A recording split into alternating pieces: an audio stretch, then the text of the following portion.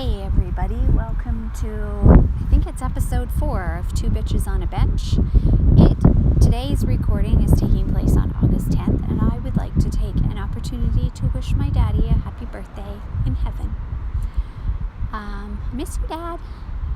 And we are semi along the river, just out of Kensington. We're going to start this episode because we just had what did you just call that? We called it something. Bitch number 2 and I were walking along the road, and we were on the sidewalk. We were on the sidewalk, and some large woman was riding her bike illegally on the sidewalk and plowed right through us and bruised up bitch number 2. And so it got us onto a rant of how this city allows stuff like that and why bikes don't have to be licensed the same as a vehicle or a motorbike. Even though it's considered a vehicle? Yeah. And why? So this city has spent millions. on a pilot project for bike lanes. They don't enforce it. There's still bikes everywhere. They ride on the sidewalk. They ride across pedestrian crosswalks without getting off and being a pedestrian. And they don't obey rules of being a pedestrian or a vehicle. So they use both of them to their advantage. Yeah. And that's it. And this incident tonight, this woman was horrible. And then she goes to ride along the pathway on the river, and you have to wonder, it's a beautiful night outside. There will be people out running, walking their dogs, kids, babies. Yeah. So who else is she going to hit? And is she going to plow somebody into the river just because she can? Anyways, that's just our initial rant into this particular no-name podcast. I actually had an idea of how I was going to start this one, and now I kind of forget. I forget what it was. It was something... I know what it was. Okay, so this carries on. It's the rudeness of people. Ugh. So I had an incident at work today where one of my tenants called one of the other people in the office to complain that apparently they've been trying to reach me for days and I haven't returned their call. And so I sent this tenant a message and said, I don't have any voicemail messages from you. To which he replied, I've been calling you on your cell. And I said, I don't have any messages in my voicemail on my cell either. And it turns out he's been calling on a no caller ID and doesn't leave a message. So how the F am I supposed to know that you've called? And then you go and complain that I don't return your call. Any thoughts on that? Any offerings to say? No, because that just seems to be common sense to me. Why wouldn't you leave a message? Why wouldn't you leave a message and or follow up with an email? This is what I don't understand. Hey. And then he Huffington Post has to offer his 2 cents worth. He barking at other people walking by. The thing that makes me angry about it, and this is where the fighter in me comes out, and I know that I have to be professional. But I want to say to this person, why are you so effing stupid? And how dare you call somebody else in my office to complain about me when I didn't even know that you called. Yeah. I don't know who you are. Yeah. Dummy. Well, you don't leave messages. Well, exactly. And I don't generally pick up no caller ID because 9 times out of 10 it's soliciting. Well, and it kind of makes you wonder, what is it that they're asking for that they know that you're gonna say no? So they do everything that they can to not get a hold of you and to not get a call back so that they can say that you never called them back. Yeah. And because they're so angry that you never called them back, they're going to get what they want. Well, It's probably two things. He's calling because he has not paid his rent yet.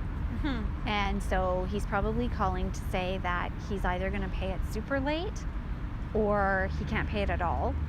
And then he's also implied that he wants a rent reduction. And I've already told him what he needs to do for us to consider that, and he's never done it. He just continues to complain about the economy and the typical Well, that's the stuff. cost of doing business in a recession. Exactly. Because they haven't been open that long, so it's not like they had this plan. Holy horse dog. This Whoa. plan, 7 years ago when the economy was better. Yeah. It's And not 7, but yeah. So then I in this exchange of messages, and he said, I've been calling your cell. Then he called and I was on another call. So I sent it to voicemail. He didn't leave a message. Then he immediately called back again, and I sent it to voicemail, and he didn't leave a message. And then he sends me a message and says, I'm trying to call you. Well, I'm on the phone. Like, I'm not at your beck and call. And then he says, can you call me? And I said, I'm on the phone. I'm on another call. I'll call you.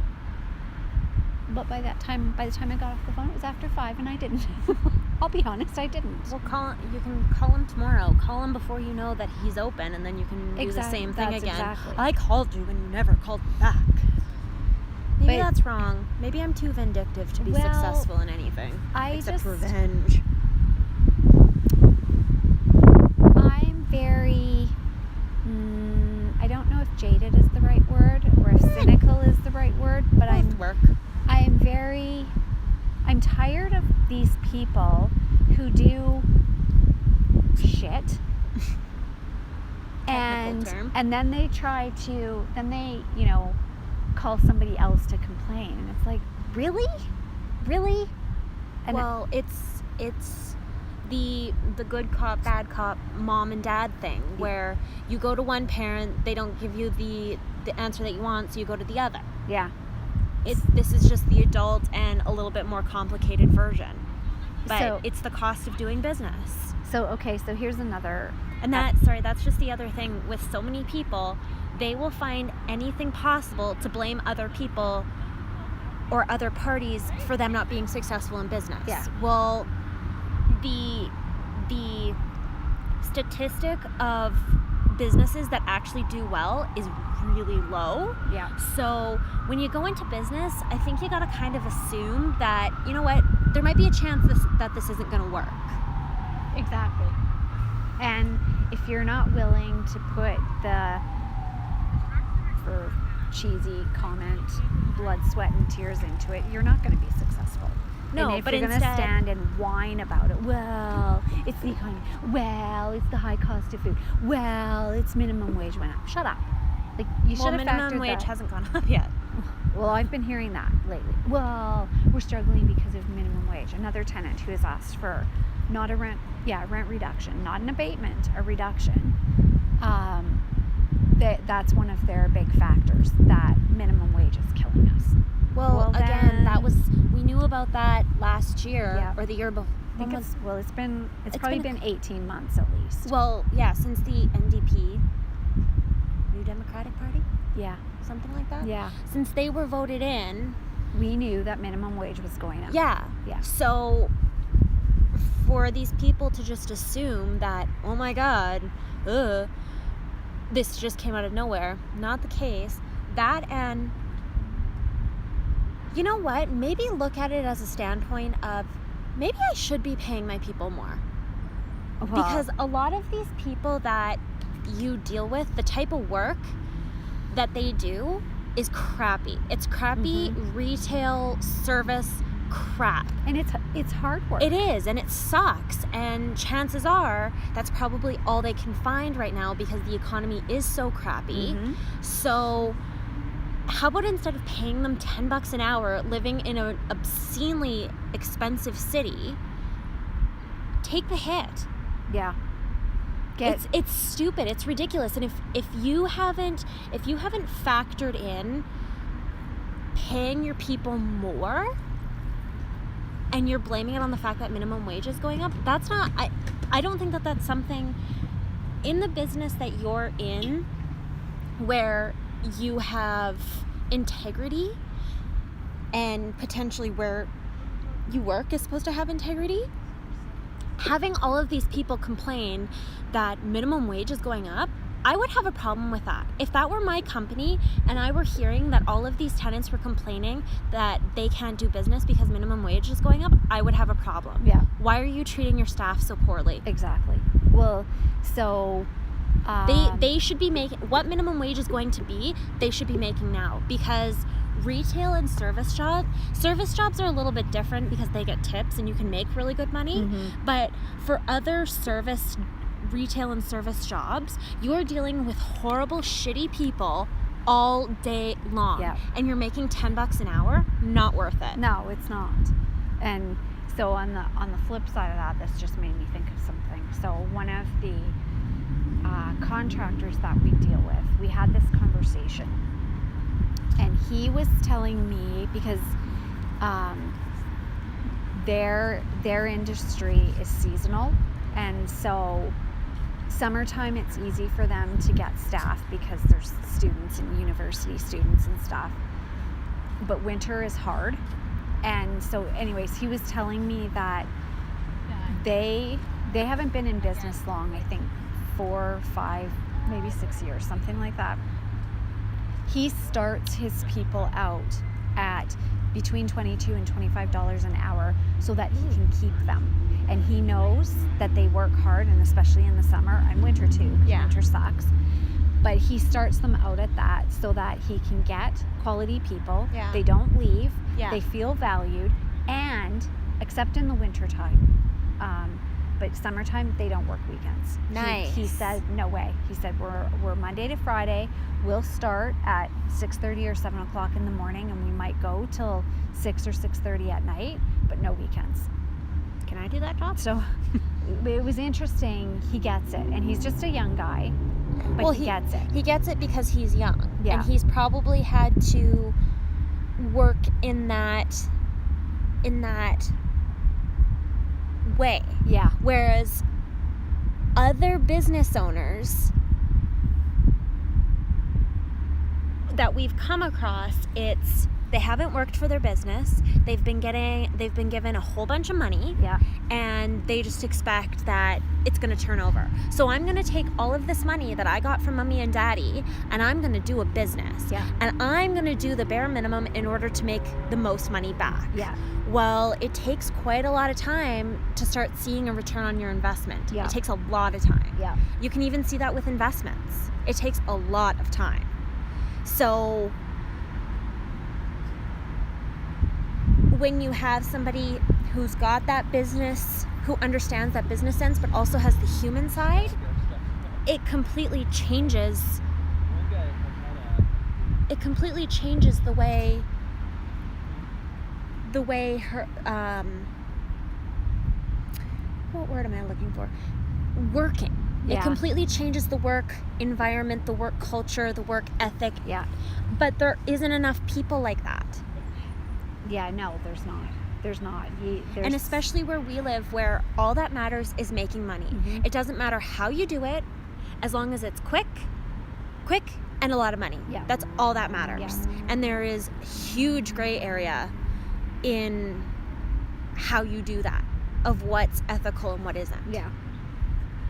So it's okay. So here's another example of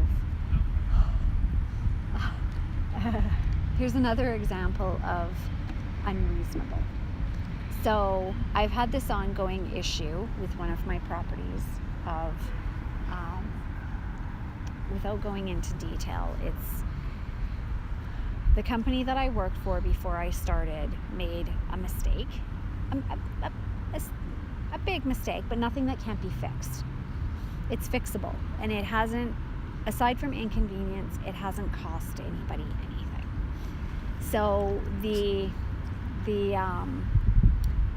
person on the other side of it is unreasonable, And when the situation came to light, he was another one who called and called and called. And by called and called, I mean, let's call 10 times in 20 minutes and call consecutively, because we don't want to think that maybe the person that you're calling is in a meeting, or maybe they're out of the office, or maybe this, or maybe that. Let's just keep calling, and then accuse them of not calling you back, and then call everybody and their dog in the office and give the boo-hoo story that they're not getting a call back. So this is how it started. So of course then my back is up already. Before I've even talked to this person, my back is up. And the one thing that drives me crazy is if let's say I'm on the phone and I see another call coming in and I can see the number and they don't go to voicemail, and then they call back right away, and then they call back right away again. Then I get annoyed. So anyways, when I finally did connect with this person, and he was rude right off the start. He was just rude, and he was ignorant, and he was yelling, and he was making accusations and all sorts of things. And I said to him, I tried to stay calm, and I said, I completely understand how you feel. I'm trying to help you. But if you're going to talk to me like that and you're going to make accusations, I'm not going to rush to help you. Yeah. And I was blunt about it. Good. So then he's one of these, and he says, well, I work for an overseas oil and gas company. And my wife is a higher up at an oil and gas company, and we'll go to our lawyer through our employers. Sketchy activity. And file a claim against you. It's like, really? Do you have to threaten stuff like that? I'm trying to help you, but if you're going to talk to me like that, then go ahead. Just go ahead, because we have lawyers too. Anyways, this has been dragging on for, it's probably going on 6 weeks now. And of course, he did go to his lawyer. We went to our lawyer. We've had the lawyers talking to each other. And then last night, late yesterday afternoon, I get an email from our lawyer who's on vacation, who got a letter from the other side's lawyer yesterday afternoon saying this guy is only in town until the evening of tonight, and he wants to come and look at the goods, blah, blah, blah. Really? Not even 24 hours, and you're asking that. So I replied back to the lawyer this morning and said, okay, early this afternoon we can arrange an access. And I didn't hear anything back. So I know where this is going to go. They're going to make a big thing and say that we were withholding and wouldn't cooperate and blah, blah, blah. Well, that's not your problem. No, but it's just it's the whole entitlement thing. And you get these, I'm trying not to swear and have trucker mouth. You get these people that work for oil and gas companies, and they think they are so freaking entitled. Mm-hmm. And yep, they bulldoze in. They don't say please. They don't say thank you. They don't come across as, hey, you know what? I've got this problem. Do you think you can help me? It's, you did this wrong, and you purposely did this, and this guy. So when this all started, so it goes back to over a year ago, and he accused me personally of trying to hide stuff. And so I'm talking to him on the phone, and I said, I didn't even work here then. Yes. So I'm trying to help you. You specifically, went through the whole 2-month process of going through interviews and learning the job and learning the portfolio, just so that, 6 months later, your plan came to fruition. Yeah. Give your head a shake, you nutbag. That's a good word. Can I use that? Ugh. Nutbag. So that's kind of my rant on ignorance and self-entitlement and rude and belligerent and want, take, and no appreciation for someone who's trying to help you. None. Just give me what I want and give it to me now. Yeah. And I'm tired of people like that. Drivers are like that. Yep. A lot of times, even shopping in stores, retail staff is like that. That could go back to the whole wage thing, and they're probably not appreciated by where they work, or okay, so this will get me onto another rant. Shopping in stores like Holt Renfrew or Nordstrom, and you get these people, and this is going to sound terrible, and listeners, you're going to think that I'm awful. But it's okay, But- we own it. We own our Yeah. awfulness. I own it. I'm a bitch. You own it. You're a bitch. That's the podcast. You go into these stores, and people seem to forget that it's retail. You're a retail clerk, Yeah. and they'll do the up and down thing. This has happened to me so many times in Holt Renfrew. And you Which walk- it's funny considering I worked there when I was 19. Yeah, and So it's not like I'm going in sweatpants and a ripped t-shirt and stuff. I'm going in dressed with my, Balenciaga bag and Nanette Lepore dress and sweater. And they walk in and they look at me like I'm garbage, and no one says hello. No one says, "Can I help you?" No one says, "Are you looking for something in particular?" Well, what's interesting is that it's just kind of, it's a work ethic thing where they just expect, so they are on commission. I can confirm that to you, that they are on, the higher the price point, the lower your commission percentage. But you still make an hourly wage, but you also make commission. So the thing with them is that it's become this, because of where we live and where the economy had been, when you're dealing with a $5,000 bag and you might be making a 10% commission on the sale of that, easy. So on top of your hourly wage, which let's say is $15, and then you also get these bonuses. Well, why would you work for anything? Yeah, that's true. So, but I'm not saying that that's okay, but that's in their mindset. They're like, oh, well, this isn't going to be a very high price point. I don't need to work. I don't need to show anything. I'm much too important to help somebody, even though if they were to connect with the customer like we have had so many times elsewhere. I mean, there's one lady in Holt Renfrew that I will always go and shop with. She's wonderful, and she remembers me from working there. She remembers you from shopping in there. Yeah. And I mean, she helped you get my grad earrings 10 years ago. Yeah. So you get people like that, and she's probably doing so well because she's got her regular clientele who might go in multiple times a month to buy stuff from her. She's got people like us who don't buy stuff as often, but we're always going to buy from her. And then she's potentially got one-off customers because she's so friendly and she wants to build this connection with people. So she's probably raking in the cash. Whereas these other people are like, I can do without a sale of a $500 handbag. Yeah. Well, that's still $50 in your pocket, but all right. Well, okay, so there's that, and then if you go to Nordstrom as an example, not the whole store exactly. I find shoes to be the worst. Yeah, it's funny because they've got it. I don't remember if the stores in the States are like this. I feel like they're not. It's more of a flow, but at the one at ours, it's very, here's the running shoes and the kids. Here's the lower price point, nicer shoes. And then here's the designer shoes.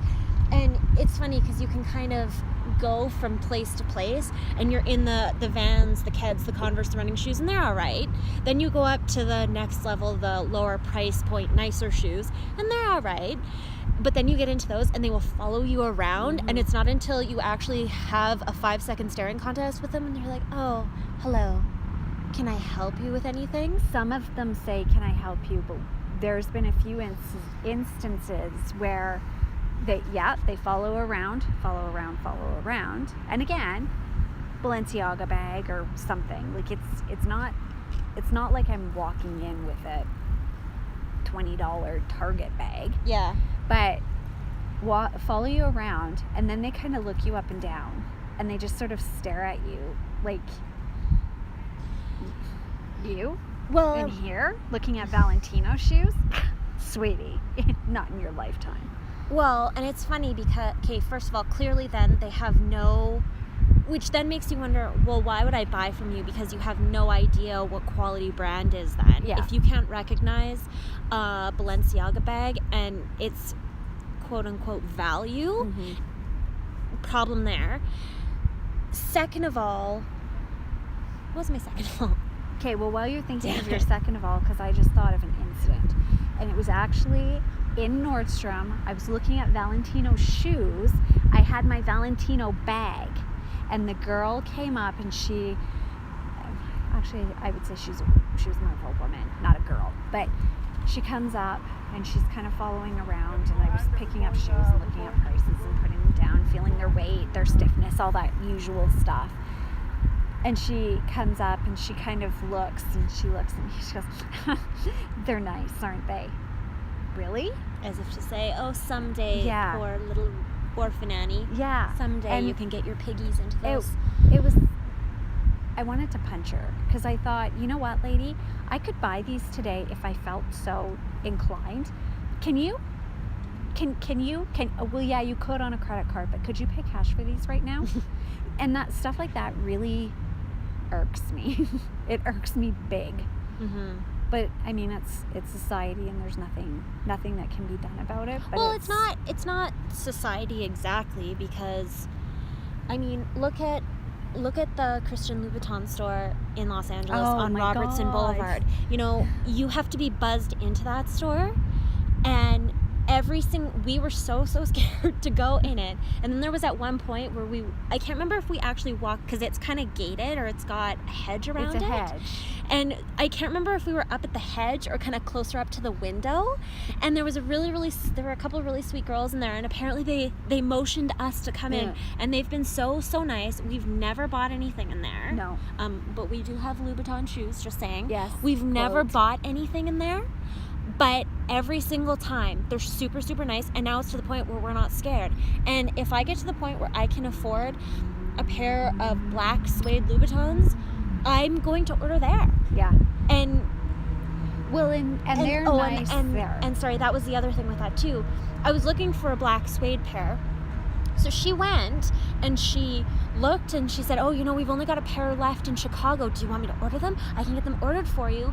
And, you know, I said, oh, I don't live here. And she's like, okay, well, let me know if you change your mind. And it was no problem at all that she had to go, you know, stop texting on her phone and go and check the computer and let me know what my options were. Yeah. It was no issue. In fact, she was happy to do it. Yeah. So I don't know if it's actually a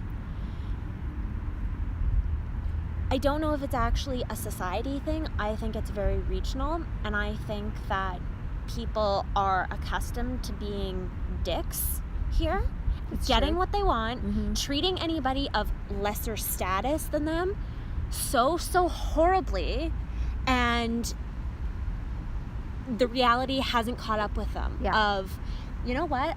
I don't have the status that I used to, but they're miserable people. Yeah. Miserable people. Yeah, they are. And that's a really good comparison. Just as an aside too, with something like that, here, chances are when you're dealing, I mean, maybe not chances, but there's a good possibility that those people working in the high-end retail here, that's where they're going to be, because that's as far as you can go here. Whereas in LA, the people there, they don't want to be working in retail. They want to be doing music. They want to be doing modeling. They want to be actors. They want to be mactors. So they really don't have a reason to be friendly or go above and beyond, but they do. Okay. For whatever reason, they do. And in Chicago, people were like that too. In New York was Soho was really good. Or Chelsea was really good. Yeah. But I think in New York, it's way more fashion is your career. Yeah. And you are going to be working in Tiffany's or Bergdorf's, so you can kind of have that persona, and that's what people buy into there, is this... The devil wears Prada. Yeah. Whereas here, people have this inflated sense of self, or inflated whatever you want to call it, and they're shit. Yeah. Not the shit, they're shit. Yeah. And the other thing I think with LA is the people in retail they get it. They get it about sales. And You mean making a sale, not making a sale. Well, they get customer service. Yeah. And the other part of that too is, no, maybe that isn't what they want to be doing. They want to be doing music or movies or TV shows or whatever. But they understand that you be nice to everybody because you don't know who you're talking to. Yeah. You have no idea That's true. who that person is who's walking through the door. That's true. And you can't judge by somebody wearing sweatpants versus somebody wearing Chanel because you don't know who's who. Well, it's just kind of funny because I've actually, okay, so I was listening to the RuPaul podcast, shout out to What's the Tea again, and Amber Rose, who everybody should know who that is, you know who she is, she's Black China's best friend, and she's got the shaved head, Okay. and the thing, okay, so this goes back to what we've talked about with our tattoos, where being covered in tattoos, people, it's such a social experiment where you can walk in somewhere completely covered with, you know, kind of basic stuff. Maybe you're wearing all Forever 21, how you're treated versus being dressed with fancy, expensive stuff, maybe showing a few tattoos, the difference on how you're treated. Yeah. And we've had that before. So it's, anyway, sorry, this What's the Tea podcast, Amber Rose and this doctor were on it because they are now the hosts of Loveline, which Dr. Drew used to do eons ago. Yeah. So I've been listening to that, and it's really, really, it's kind of made me think because she's covered in tattoos. Amber Rose Yeah. covered. And, you know, she's got the shaved head, and I would probably be a little scared of her to see her on the street. Yeah, I don't think so now that I've listened to her, and she seems to be really, she's one with the people. But it's funny, I mean, she's got fancy cars, she's got Chanel, she's got everything that you can think of. So that argument of, oh, you've got tattoos, you're a hoodlum, you can't afford this stuff, it kind of it negates that argument. Like it's just not relevant anymore. Depending on where you are. Because But even still though, I mean, it's back in the day when we got tattooed by a regular artist and he said, oh, I'm tattooing lots of people, like high up people, lawyers, police officers, dentists, judges, which I thought was so cool. Mm-hmm. So it shouldn't matter, but it does. Mm-hmm. It does. And we're talking in terms of, you know, fancy things. Okay, I probably couldn't walk into a Bentley dealership and get the full thing because they know, they're like, all right, little girl, go home. But for me to be able to walk into Whole Renfrew and look at the Celine bags, no, I can't afford a $5,000 bag. I have one because I got it for a stupid price in LA. Stupid. It should have been criminal. Yes, it should have been. How cheap it was. But it shouldn't matter. It shouldn't matter my age. It shouldn't matter what I've got on my skin. It shouldn't matter how I look. It shouldn't matter how I'm dressed. Who knows? I don't know where I was going with that. I feel like I just went on a roundabout. Yeah, I'm not sure where you were going with that either, but that's okay. Was there a... Yeah. Why did you bring up Amber Rose? Because I was talking about her tattoos. Right. My whole thing was her look.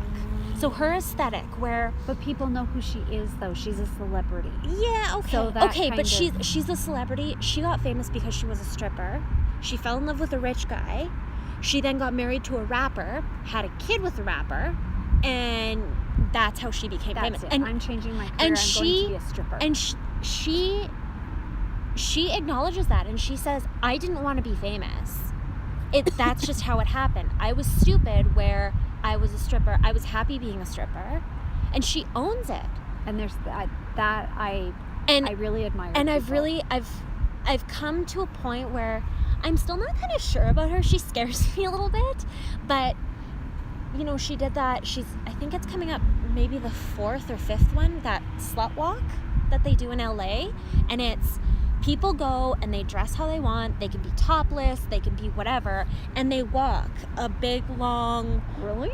Yeah, I and then didn't know about they end up in a venue, which from the first to the second year, they outgrew the venue. It more than doubled in size. Holy. And then there's like a little festival thing that they do. And that, my take on her, what she says, and I do believe it, is that's her whole purpose of her fame, is to stop people from being, she's specifically talking women being derogatorily labeled. Right. But that's her whole purpose, which I think.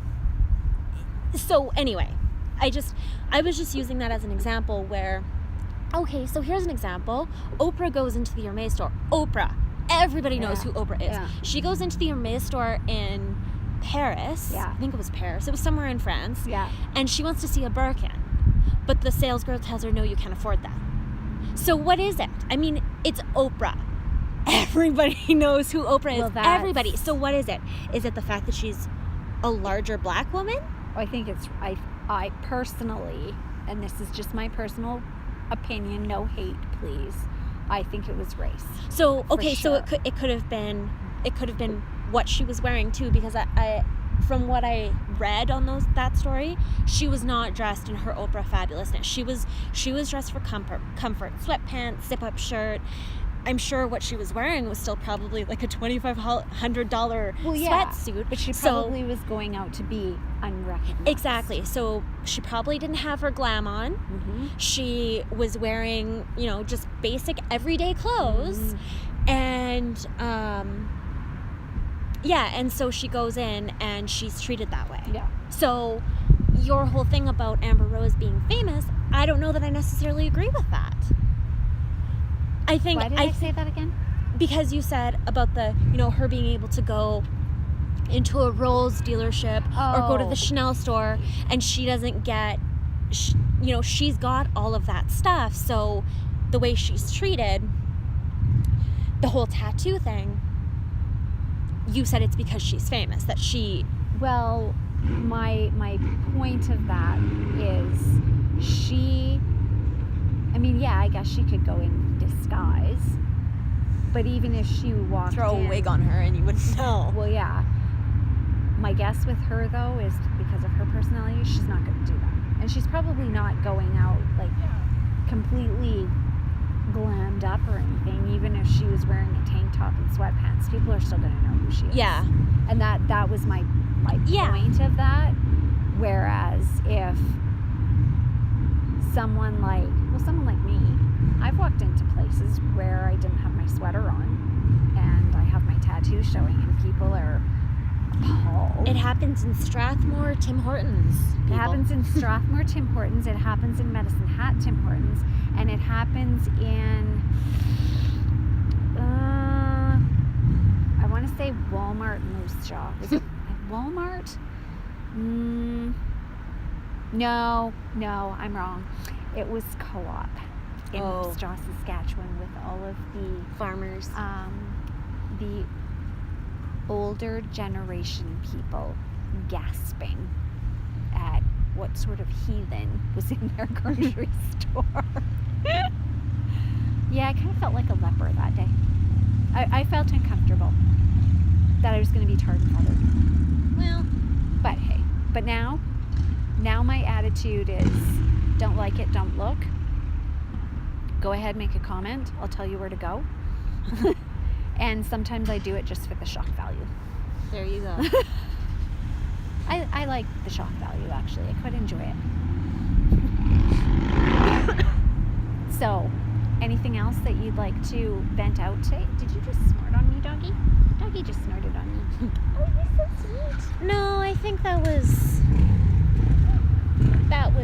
it for the most part. Just the rant about... I'm disgusted with people, and I'm tempted to go to an ashram somewhere in Thailand and just be a monk because people are disgusting. Yes, they are. People are so disgusting, and there are so many good people out there, but it's just so hard to see to wade through all the crap sometimes. Yeah. When it's just you're constantly dealing with crappy people. Crappy people who can get away with it. Because they can. Because nobody has ever stood up to them. They've never had to be held accountable. And they can just continue to get away with what they want to do. Yeah, it's true. And then there's sometimes, not often, I'll admit, but sometimes when I come across nasty people, and it'll be after the fact, and then I think to myself, well, I can be pretty nasty myself. Maybe that person was going through something that day, or maybe they're just fed up with society too. Okay, but that's no excuse to, ram your bike into two people. It's no different than you're having a really, really bad day and somebody has pissed you off on the road, so you decide just to ram your car into them. Well, yeah, no, I'm not talking no, about that one, I know, but absolutely yes, but I think for the people that we are and the people that we choose to surround ourselves with are people who are mindful about how they are behaving. Yeah. Where we're not just going to be nasty for the sake of being, I don't feel very good today, so I need to make myself feel better by being horrible to somebody else. I think that we get nasty when we're pushed. Yeah. If somebody is nasty to us first, yeah, that's when our haunches come up. Is that what it is? Your haunches? Yeah, I think that's the right. And you just go Hulk. I don't think that I would say 90% of the time we are not out of line. It's not that we're not out of line, but it's not unjustified. Yeah.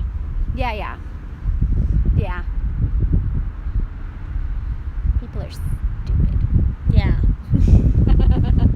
Well, on that note, anything else you'd like to add? Well, that was I guess we'll call this Bitching on a bench. Bitching on a bench, or two bitches on a bench venting. The vent. How about the vent? That's what this one will be called. So, thanks for listening, everybody. Please feel free to With us. Well, I was at the motorbike noise. Oh. I'm tired of that because I get it around my house all the time. Yeah, if anybody wants to offer any commentary, no hate, please. But if you'd like to vent with us, please feel free to do so. We would welcome it. Thanks for joining us again. Two bitches on a bench. And again, I'd like to say happy birthday, Father. Crazy monkey. Bye. Bye.